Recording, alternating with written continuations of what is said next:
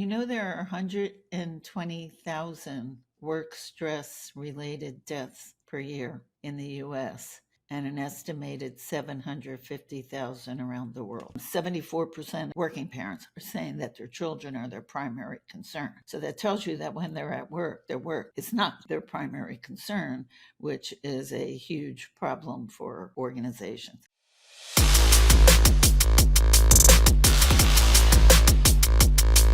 Happy birthday to you.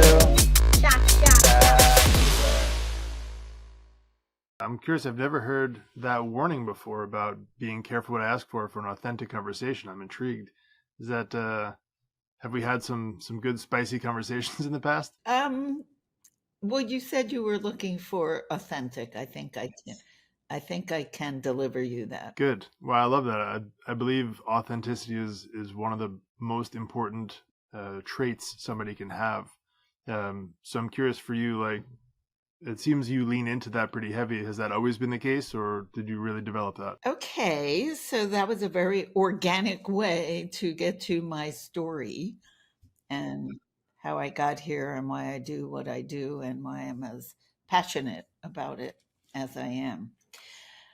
When I was 15 years old and my father was 42, he died suddenly of the doctor said it was a cerebral hemorrhage. But since I was such a mouthy, authentic little girl, I went for years because it was sort of different back then in my time and place. People didn't talk to their kids as much the way we do now. So I was pretty much left on my own to make sense out of what happened there. Right. And I figured because I was so, they used to call it fresh, I was so fresh that he died of me until this day at the cemetery when I broke down with my mom about how all my fault it was. And she said, "No, honey, it wasn't you, it was work." So now I kind of wended my way. It wasn't direct. I was worried about my mother financially. So I went into an accelerated program for medical technology, but have arrived at this place where if I can help one little boy or girl's mommy or daddy or anybody at all for that matter live a healthier, happier, prosperous, and productive life, if only I could have done that somehow for my dad. But here I am for all the rest. So I'm in. Yeah. Wow, that's an amazing story. I wasn't expecting to get that deep that quick. I told you. I told you. Be careful what you ask for. I love it though, and I think it's really an amazing story. And it's interesting how you said, what your mom said, it being work. So what did your dad do for work? What was sort of the reasoning behind that? My dad ran the family business. So actually, when he died, it wasn't just the loss of, although what could be more than the loss of him, but the whole family lost the business as well. And all the people who worked for I used to go to the shop every Friday afternoon and go up and down the aisles and kiss and hug all the people who worked there. And so I'm assuming, they all lost their jobs. And it was really quite a horrible thing because he was the pillar of the community in many different ways. And yeah. So if I can help prevent, there are 120,000 work stress related deaths per year in the US and an estimated 750,000 around the world. Wow. Work stress related. So yeah, it's honestly not surprising considering how much people take on and how little of a support system there really is at this day and age. We've come such a long way in so many things. That one in particular, I believe, is really far behind, and it's reasons why people like you, people like myself, have these conversations to help people, get out here and realize, like, let's figure this out a better way before it becomes too late. So definitely an honor to you for doing what you do. And I know it's a very personal thing. I resonate a lot with that. For the story specifically, which I know you've got that new book, which is coming out right around the time this podcast is going to launch. If it's not out today, it will be tomorrow, thereabout. Can you take me a little bit into what that is specifically? So, okay. By the way, I just checked on Amazon and I saw it there. It's been a nail biter over the past few days, but I saw it there. So here's what happened. I have been working with people to, let's say, master their minds would be the today way to say that. When I was in training, it was more like making the unconscious conscious. The idea being when you make the unconscious conscious, you can be in charge of it instead of it in charge of you. And I've been working with people for a long time, and I'm noticing one day, these people are doing really well. And then what I got really curious about, they're all so different, one from the other. And my training background is so diverse all over the place. Not a lot of people know I studied at Veda Vedanta, pre-Hindu tradition, for 25 years, in addition to the MBA and the psychodynamics and all of that. So I was wondering, what is it that's working here? Or another way to say that is, what are you doing? So I took all my folders and I laid them out on the floor, and I looking at them, trying to see what's the common denominator? What's making this work? And I came up with this 5-step process that people go through to get from meh to great in their lives. And then at some point, people were saying to me, how come no one ever taught me any of this when I was younger? And then there's direct work that I did with business owners and professionals and executives about their children. Like this one case where a woman was working for the Treasury, and she was traveling a lot. And every time she tried to go on a work assignment, her 5-year-old would have a meltdown, which would make it really hard to get out the door and hard to focus on her work. 74% of parents are saying that their children are, working parents are saying that their children are their primary concern. So that tells you that when they're at work, their work is not their primary concern, which is a huge problem for organizations. And so one day I said to her, it sounds like you're trying to talk sense to him, like you're telling him when you're leaving, when you're going to come back, it's going to be fine. Daddy's here and you love daddy and you all have fun and all this kind of stuff. So she's trying to talk him out of how he's feeling. And I said to her, what if you, instead of going left brain logic to his right brain meltdown, what if you go right brain to right brain first? Because the science and the literature informs that's a good idea. So she started doing that, and when she had to go somewhere, she would say to him, I know this is really hard for you, tell me about that. And it got to the point where the kid just said, just go already. It's like he was fine, and so she was fine. So between this call for why didn't somebody tell me sooner, and my seeing just a little tweak like that can make all the difference in the world, I decided, okay, fine, I'll write that book for the kids. So that's this, which I saw up there today. And yesterday, it was agreed that I'm going to be going into the schools in January to do a program on this workbook with the kids. I'm over the moon. Just, yeah. I mean, I've done other kinds of things, like given a talk for hundreds of people and women in federal law enforcement and things like that. But there was something about like going right at the kids in a way just that could change the rest of their lives. Yeah. No, I strongly agree. Yeah, I think if we make a conscious effort as a society to not break our kids and build up stronger kids who have these understandings and these core values and understand, maybe not at the in-depth level that they will as an adult, but we can still sort of teach them these concepts and help raise them up correctly, so we don't have to fix so many broken adults. You know, you just said something that kind of piqued an interesting.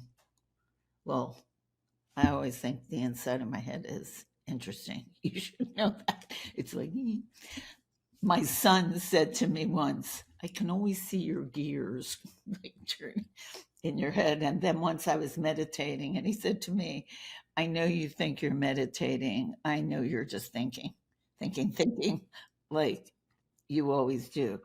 But you said something. You said like that the adults would have a better understanding. And I'm thinking maybe not. You know why not? Maybe not. Because our heads are so cluttered that until and unless we can get quiet, we don't have clarity. So I'm thinking, and there's no way for me to know, but my guess is that if you get there earlier on, there's less garbage in there that's in the way of the understanding and the clarity and being able to use the learning and all of that. I don't know, but I'm just kind of hoping. Yeah, I would agree with it, and I think sort of the angle or point I'm taking on this one is, as adults right now, so people like you and I, we have to work sort of backwards to unwind everything that we've learned from the time that we were little kids, to sort of get to this point and have that deeper understanding. And it's still, regardless for anyone, it's going to take a lot of work, in-depth, uncomfortable work to get to your authentic self. But if we can help prepare our children at their youngest age to sort of prevent some of those negative thought patterns from taking root, they'll have an easier job as they grow with having less to unwind. Right? Were we sort of on the same page? Yeah. Yeah, that's kind of what we're hoping for. So there's a dad who is a VP finance at a large investment company. And he reached out to me and he said, "We want to do something on purpose driven investment strategy and planning and all of that. And we'd like you to help us." So I did that for him. And we ran 2 seminars on purpose driven. And I mentioned that I was writing this book for kids. And he said, "Oh my God, I have kids. You have to let me know." Da-da-da. So when the ARC, the advanced review copy that was electronic, was available, I sent it to him. And he got back to me with how wonderful it was. It was in the summertime, so they were on vacation. So they did it as a family activity together. And he said that it gave them a common language, that it was intuitive enough for like the kids to just get it just like that. But the really interesting part that puts the great big smile on my face is he said that when his kids are feeling stressed now, he catches them power breathing. It's like this 30-second mindset reset thing. And he catches them doing that. But even better, he said, and I have to say, I learned a lot myself. In fact, when I'm reacting instead of responding, the kids call me on it now. So that I like that common language for things that go on that are not named, and people don't know what. So now they can name it and call it out and laugh, because humans are really ridiculous. Yes, they are. I'm curious for your thoughts on something, because I've had this perspective for a while, and I don't see it talked about a lot. I believe my kids are 11 and 8. They teach me stuff literally every day. I learn a majority of the things from them, which seems sort of counterintuitive because you're like, hey man, you're 38 years old, you've got, a lot more life experience than they do. But I believe a lot of it comes down to their perspective and their lack of going through these things and having these sort of mentalities or thought patterns beat into them for 38 years, where they see things a little bit more organically. And having these interactions with them allows you to sort of have this unfiltered mirror where you can see things as they see them, right? And if you're a little bit open-minded in your conversations with your kids, which again seems a little kooky, but you can learn a lot from how they view the world. Do you tend to agree with that? 100%. You know that old saying, out of the mouths of babes? They don't have the limitations that we have. They don't have the clutter that we have. They haven't suffered as much as we have, and there's something, you're like 100%. There's something cleaner and pure about it. When I look back gazillions of years in history, and you look at the extraordinary architecture, let's say, or um, science and whatever the technology was back then, I always wonder, were they smarter than we were? And I've come to my own little conclusion, for whatever it's worth, and who knows, that, like you're saying, your children are, they were and cleaner and pure of mind, Yeah, less burdened. less noise, like static. And yeah, so yeah, so that's why. Yeah, it's one of the reasons why people tend to have their best ideas in the shower or going for a walk, right? Where it's really just you're isolated to one very simple activity, and then there's less noise, right? But I believe what we're talking about here is when you do that with a child or with someone who's younger who hasn't been through a lot, it's that times 1,000, right? Because hey, when you go take a shower, you still have the thought patterns of the past 38 years in your head, and you've got all that stuff to work through. But you're reducing all this worldly noise, the stuff that has around you, the phone, the interruptions, your email, your text messages, all that other stuff. You're able to just be alone in your thought. Well, here's a tip on that, on that for your listeners. You can use the senses that way. Let's say it's not convenient to take a shower or to take a walk. What you can do in the moment, immediately, is to, and it doesn't matter which sense you use. So you can, like, let's take your hearing. You can just stop and open your listening out as far as you can go. People think they're in a quiet room. There's no such thing.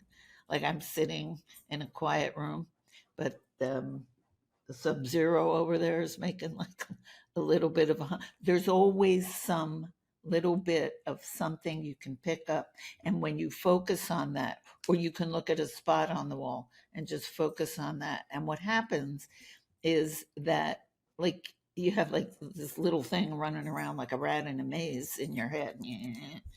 When you anchor to one of the senses, it stops that and it resets the brain.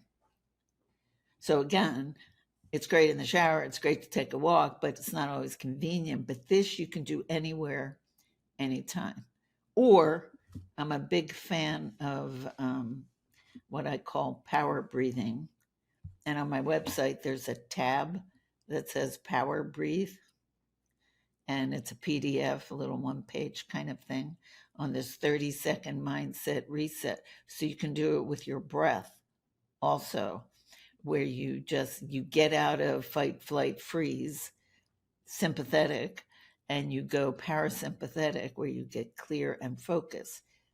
And I just want to straighten out, if anybody is thinking they don't want to go dull, like if you're calm, then you might be dull, you might miss something.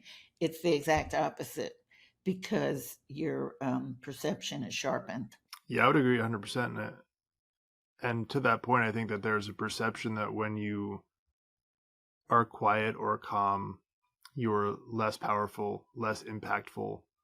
And I believe it's really much the opposite. It allows you to sort of be open to receive and be clean to think, where you can become sort of your most powerful self in that moment because you've shut out everything else. Yeah. When you step back, you see a lot more. And then you have more to contribute that might be of use. Yeah. That's a beautiful point. When you step back, you see more. Really simple, but a conversation to have often with a good friend of mine is sometimes we are too close to the canvas of our own lives to see where to paint next. And you need that perspective from somebody else to really get you to the next level. And it brings me to another really interesting point that I heard yesterday is apple trees don't eat apples. The fruit on, I'll tie this all together, I promise. The fruit on those trees is not for the trees, but the people that are passing by. So if you look at the fruit in your life, the gift that you have, and wonder why it's not helping you, it's because it's meant to be shared. So much in the same perspective that sometimes you're too close to your own canvas, you can't see what to do next. And you need that other person in your life to come help you kind of see, hey, here's this other area where you can grow or you can improve, or here's another perspective you can take. It only works when it's shared. So I'm curious kind of your thoughts on that, and what you believe as far as the power of community and having people around you that can really help support you in that. Yeah. So I'm all about service. And when I was studying Advaita Vedanta for close to 25 years, I don't know whether I was there because I'm all about service, or I'm all about service because I was there, and it's probably a little of both. But that was the essence of what we were doing there and learning there. And I want to tell you, one day they told me, so we used to have these exercises, they called it, where you'd go to this beautiful property in Niagara for a week.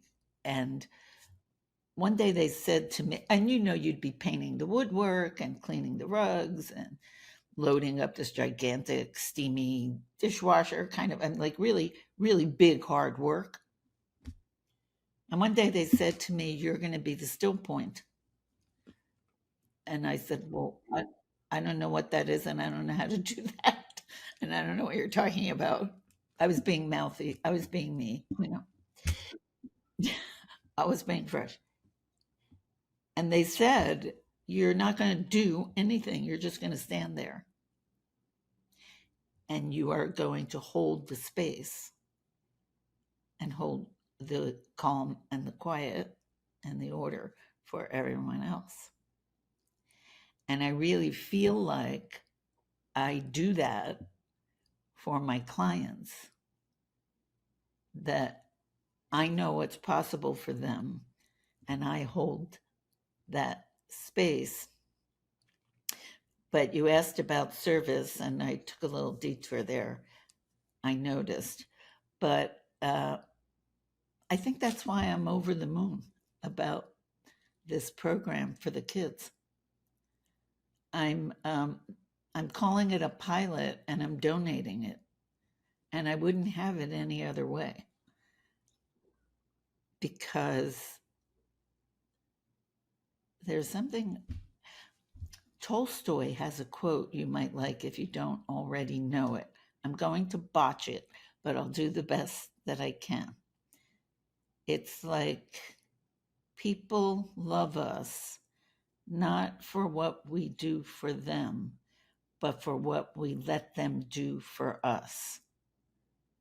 and that captures the good that is done for the heart when we are able to give, which makes people like us, I think, wonder if that's the whole purpose, because it wouldn't feel that good if it wasn't an important thing for us. That's kind of how it works, you know, like food and sex and giving. And Yeah, there's a lot to say about being someone who gives first, who acts out of service, not out of obligation or not out of self-interest. And it's definitely not as common as it should be. I think a lot of people operate out of fear and self-preservation, and they want to make sure that they have enough for themselves before they worry about other people. And having these types of conversations and encouraging people that the more that you give, the more you tend to receive. And it's sort of difficult to explain sometimes, but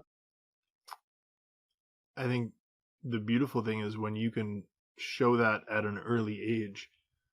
Again, we talk about starting with kids and starting by pouring into them. You sort of build up that normalcy, right? And I fully believe that when you make things normal from a young age, you have the opportunity to change somebody's life. And that can be, hey, giving is normal. That's what we do in this house, right? When we see whatever scenario, here's how we react. That's what normal is. And I believe a lot of us as adults, our thought system on possible versus impossible has nearly everything to do with what we've been taught and how we've been raised. So when we start early by showing children, hey, what's possible or what's normal, we give them such an advantage later in life. when you make it nice and easy for them. Like for my clients, when they want to leap to a different way of being in the world, it's not that easy. But for the kids, because of the way you describe raising them, you make it nice and easy. They'd feel uncomfortable being any other way. I used to work at Harvard Medical School, and I was asked every year to address the first year medical students when they were doing their cadaver labs. So, like before and after.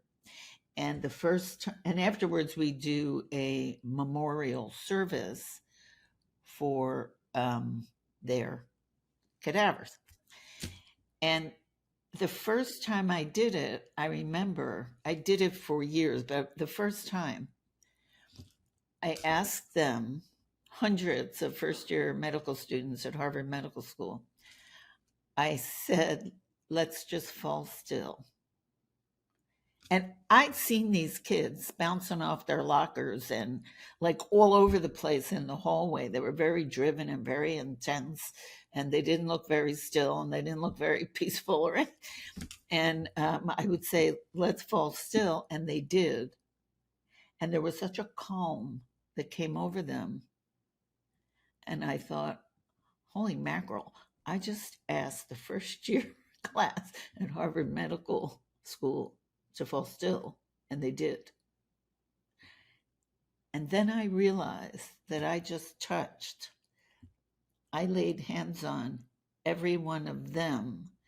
And I'm telling you this because it's something you said about the kids. It's not just for your kids, it's for everyone they touch. So I looked at these medical students and I thought, oh my God, I laid hands on them. They're going to lay hands on so many people. And if a little bit of this gets through and they can take it and exponentially, exponentially, I was wowed. I was really wowed by the whole thing. It truly is a beautiful thing, and we don't think about that part enough. I agree, because there's one example that comes to mind, a little bit of a story, but I'll go through it fairly quickly. Every Tuesday in our house, we developed a tradition, Taco Tuesday. So every Tuesday, what we'll do is we'll drive to the local Taco Bell, we'll get in line, and whether we order anything or not, sometimes we'll just go through and literally order a water just to go through the line. We'll go through and we'll pay for the car behind us. And it's become just a family tradition. It started out originally as, I forget where we were, but kids wanted fast food. And I wanted to sort of teach them a lesson that how grateful you should be, the fact that you could literally drive up to a window, say a few words in your pajamas, and then 30 seconds later someone hands you hot food. It's a convenience that not a lot of people get to enjoy. So I wanted them to understand, hey, this is not just something to be taken for granted. Appreciate the fact and also take care of other people, right? We're in our house, I'm big on the fact that if you have more than you need, you build a bigger table, not a taller fence. So I'm thinking about the use of power as I listen to this. You know, power has sort of a negative connotation, and it shouldn't. It's how it's used. When I was raising my son, there was a Superman movie. I forget the name of which one it was, but there was a good Superman and a bad Superman, and I used to refer to it all the time. They both had tremendous power, and one was using it well, and one wasn't. So you're saying your children have certain gifts and advantages, and you were teaching them um, not to hide from it or run from it, but actually to manifest it in a way that contributes. We were talking about that, that contributes to others. Yeah. Yeah, 100%.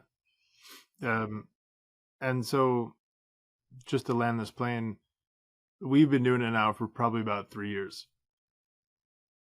I was in the car with my son and one of his friends on the way back from a sports practice, and they were hungry. It was, probably 8 o'clock at night. We hadn't had dinner yet. And I said, hey, do you guys want some food on the way home? So we drove through a local drive-through to kind of grab something on the way. And his friend, now mind you, at this point, they were 9 years old. His friend said, oh, are we going to pay for the car behind us? All excited. And it didn't register to me at that point, but it did the day later. How did he know? How did he know that that was the thing that we did in our house? And it was because my son must have, the only thing I can imagine is my son must have told him. And that's when I realized for me, just to tie this all together, that that became normal for him, for my son. And then it became something that he said to his friends and he exemplified to other people. And much like you talk about the power of multiplication, this little small thing that we instilled in him, now he's become a multiplier. So it becomes this story that gets told and this other character trait that maybe some kids might not get exposed to. And I don't say that to pat myself on the back, but I say that the little actions that we take as adults have a bigger impact and will go way farther than we realize. There's an African proverb that is anybody who thinks they're too small to make a difference has never met a mosquito. That kind of fits. I can't wait for you for the day when you see your son. You have sons? When you see your son and your daughter doing it separate from you, without you, with their own kids. That's going to be amazing. Yeah. It's such an amazing reward.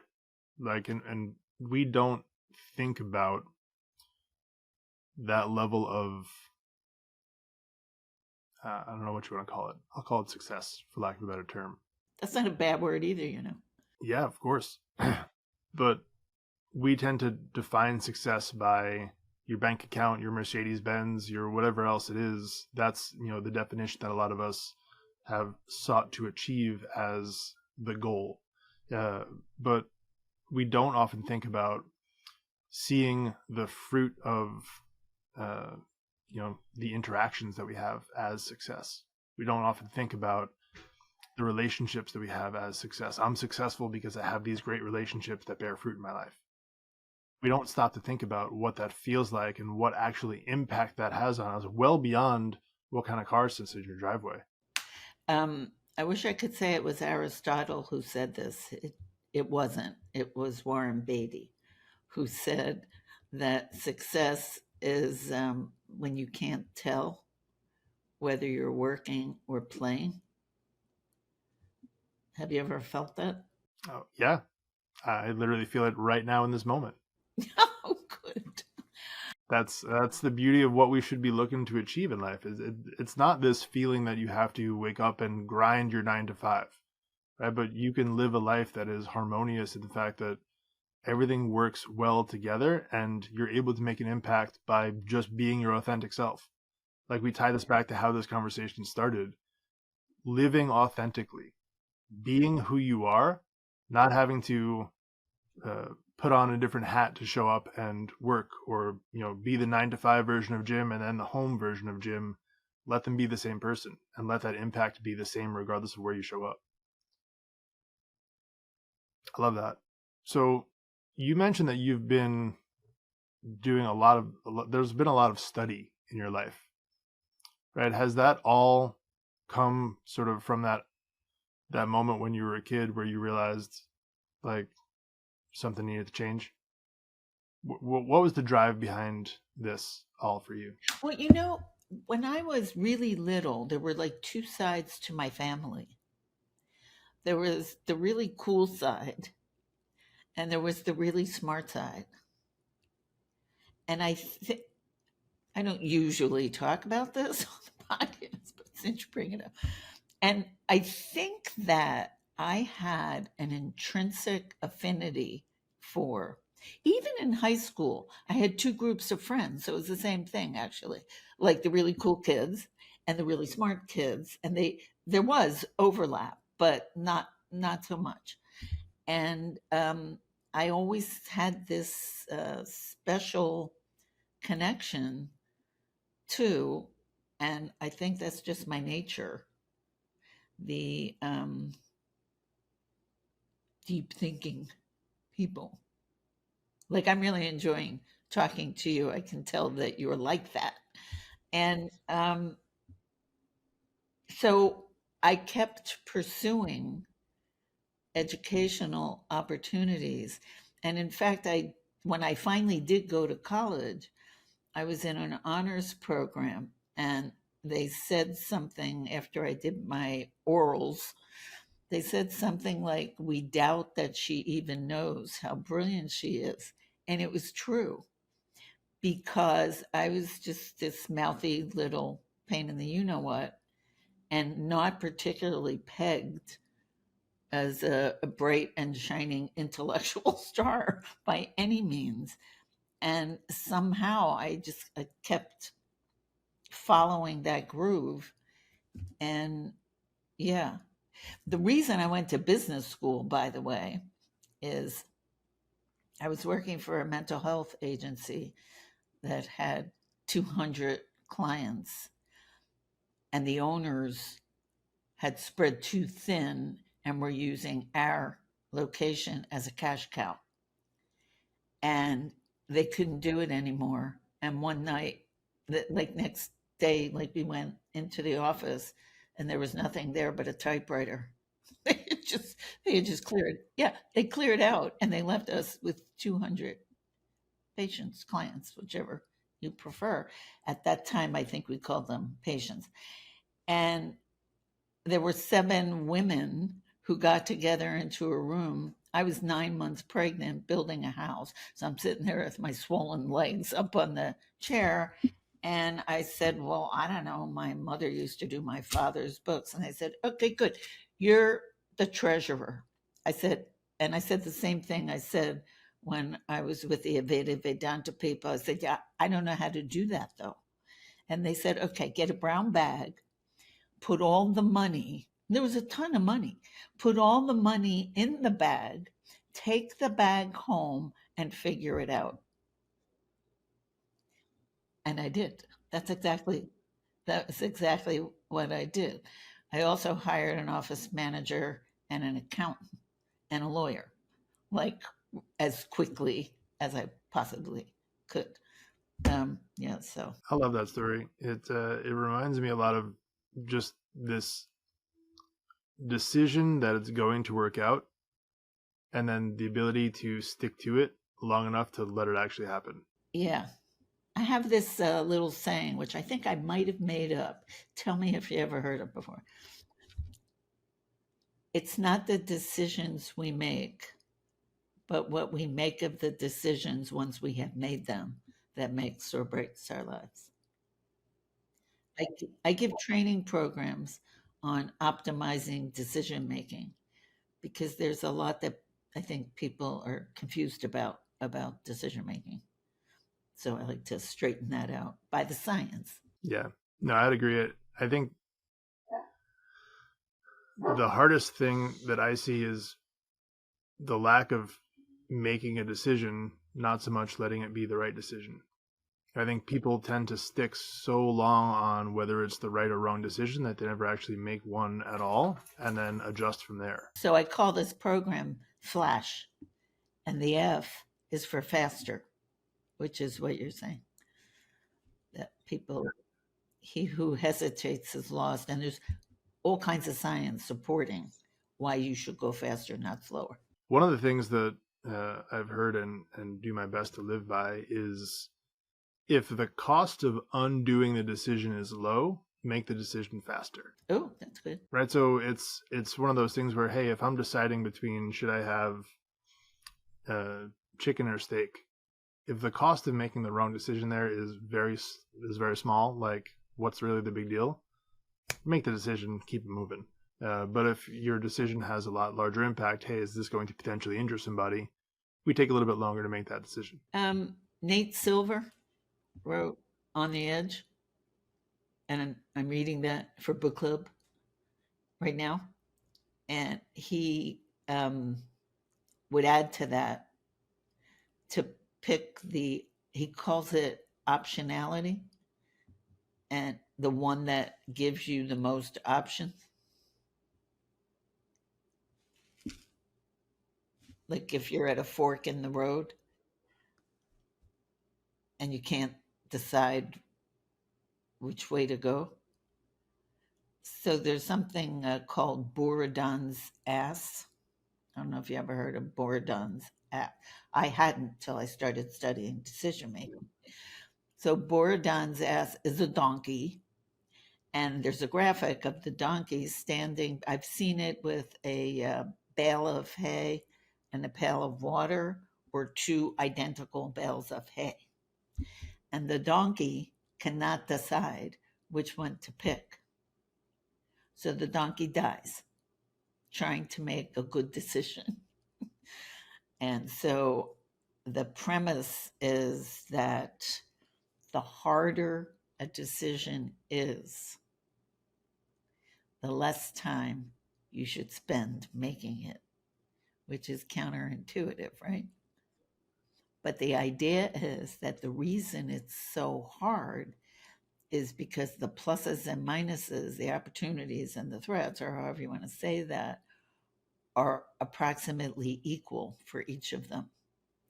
And if you sit around waiting for perfect information, and there ain't no such thing as perfect information anyway, but your brain has then been going back and forth and back and forth. So you're exhausted, and the decision you make in your exhausted state is not going to be as good as the one you might make when you're not completely exhausted anyway. So the harder it is, the less time you take, not the other way around. And who would have thunk? It just seems. Yeah. I'm wondering if it also plays into, hey, when you're making that decision, are you consciously or subconsciously going through the past 40 years of experience to figure out, hey, if I make this decision, what are the repercussions going to come with it?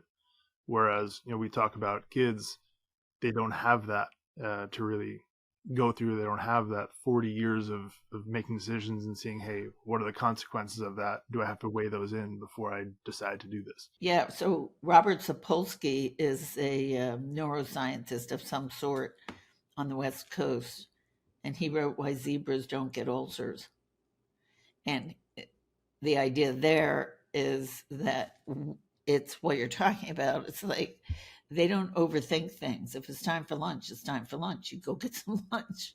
And after the zebra eats the lunch, the zebra doesn't say, oh God, I shouldn't have eaten that. I'm going out tonight. I'm having a big dinner. Now I didn't really need that. And I had too many carbs anyway. The zebra doesn't do that. And that's why they don't get ulcers. And we do. It's so much clutter, so much junk. And you're right, the kids don't have it, and the zebra doesn't have it. Yeah, it really makes you consider the physical health effects of people who overthink versus people who just act. Yeah. Oh, for sure. Although I did read once that a little worry is a good thing. That people who have a little anxiety do better in their health lives than people who don't worry at all, because the people who don't worry at all are in like massive denial, so they're probably not getting the treatment they need and that kind of thing. So you need a little bit. I just mentioned that to someone I know who is worried about the change in our climate on the other side of the election and what that's going to mean for their employment. And I could tell the person was, this is, it's not a bad thing as long as it's not too much of a good thing. The person is kind of framing a scenario whereby they don't have to feel anxious. And I said, I'd feel a little better for you if you let yourself be a little anxious and just come up with a plan. What's the worst that can happen here? And what is my plan for addressing that? And then you have a plan and you'll feel less anxious. But you're going to need to allow a little anxiety to be imagining what's the worst that can happen here. But I'd rather see the person do that than make themselves feel not anxious at all. So a little bit. Yeah, that does make a good point. I think finding that balance there with, hey, what's the worst that can happen, and then anything short of that, you're covered. Right? Not spending the next 5 days thinking about all 500 different scenarios that could go wrong. Pick the worst one, make a plan, and then keep it moving. To a person, I can tell you every time I've done this with a client, they have felt better. Maybe I had to drag them kicking and screaming to do it in the first place, but after they did, it's just incredibly calming to know that you have a plan. Yeah, I love that. So a couple things. Number one is we're about at the end of our time here together. So I just want to, again, thank you for this time because it has been amazing. And I do also want to thank you for being as authentic as you were. And I'm happy that I asked because this has been an amazing conversation. So thank you for that. Two, I'd love if you had a bit of advice to give to someone to have a slightly better day today, like one actionable idea that they can implement in their life today, what would that be? My sort of canned last question response has to do with, but I'm going to say something different afterwards. What I usually talk about is good company because it doesn't necessarily come up in the interviews, but it is something I learned in Advaita Vedanta. And good company is it's not just the people, it's the food you eat, the wine you may drink, the music you listen to, the books you read, the Netflix or whatever that you watch on TV, and also the people, but so much so the thoughts in our head, that the thoughts in our head are good company as well. And we do get to pick and choose. Some of that is based on what we can afford, but a lot of it isn't. And we do get to pick and choose, certainly with our thoughts, what we let. I mean, we can't choose what comes, but we can choose how long we let it stay. But the answer to your question, if I didn't have that already sitting here, because of our conversation, I would love it if people would experiment with the thing we were talking about, um, just giving for no other reason than to give, and see what that feels like. Yeah, I love that. I think that's a simple enough activity that someone can go do today. Like really low risk, high reward. Even just a smile.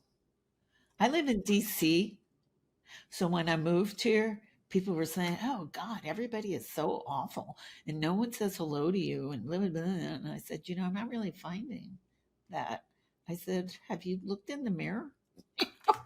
It came from two different people I knew, and they walk around like what my kids, my teenagers, called the bitchy resting face. And both of them, I said, no wonder, like nobody wanted to engage with them. And even a smile just can make all the difference. Yeah. Which I think actually goes back pretty perfectly to your first point there of the company you keep. But if you walk around all day expecting people to be miserable, people are going to be miserable to you because you're probably emitting those miserable vibes, whether you realize it or not. Ew. Yeah, that's a great point. Well, again, I just want to honor you and thank you for this time. And we'll certainly do our best to support you in your new book and everything that you continue to do. So thank you for being you and continuing to go out there and help multiply, because it does make a difference. And I do personally appreciate it. So thank you for that. I appreciate you. Thank you so much for this. It was wonderful. My pleasure.